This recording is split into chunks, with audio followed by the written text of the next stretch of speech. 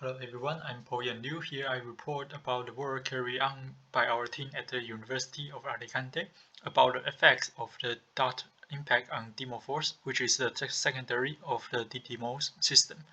The dot spacecraft show impact Dimorphos in early fall 2022 at a speed of 6.2 to 6.7 km per second. This should be a cratering event at high speed where most impact kinetic energy goes into asteroid local material damage, but only a small fraction of impact energy goes into kinetic energy of the target. So kinetic energy is not conserved, but both linear and angular momentum must be conserved in the system. The evolution of early pulse dynamics of Dimorphos and the response of the internal structure to the impact depends on the propagation of system linear and angular momentum and the propagation of residual kinetic energy from the impact. We investigated the possible reaction of Dimorphos to the dot collision under the assumption that it is a gravitational aggregate.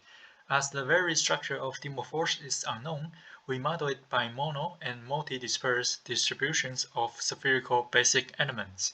We scale the actual dot velocity and mass and consider the Didymos reference model for size, density, and initial spin period. We used conservative values of the restitution coefficient for interparticle collision, that is, 0.3 corresponding to Earth-rocks values. We assume 5 different impact geometries as characterized in these figures. Our nominal case is the head-on collision with 20-degree inclination, and its impact direction passes through the center of Dimorphos. The first part of the results are about the effects on the surface.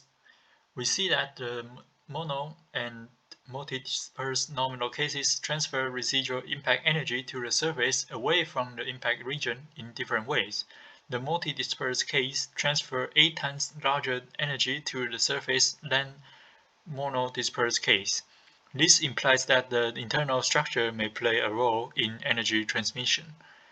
As a result, in the multi-dispersed nominal case, the residual impact energy can cause boulder motion limited to 4.7 meters displacement, which is potentially detectable by comparing the Lycia and Hera observations.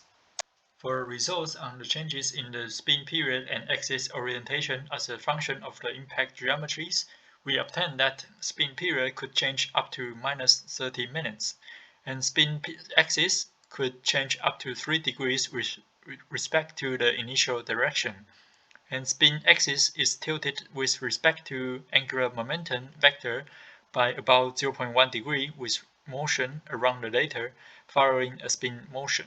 Thank you for your listening.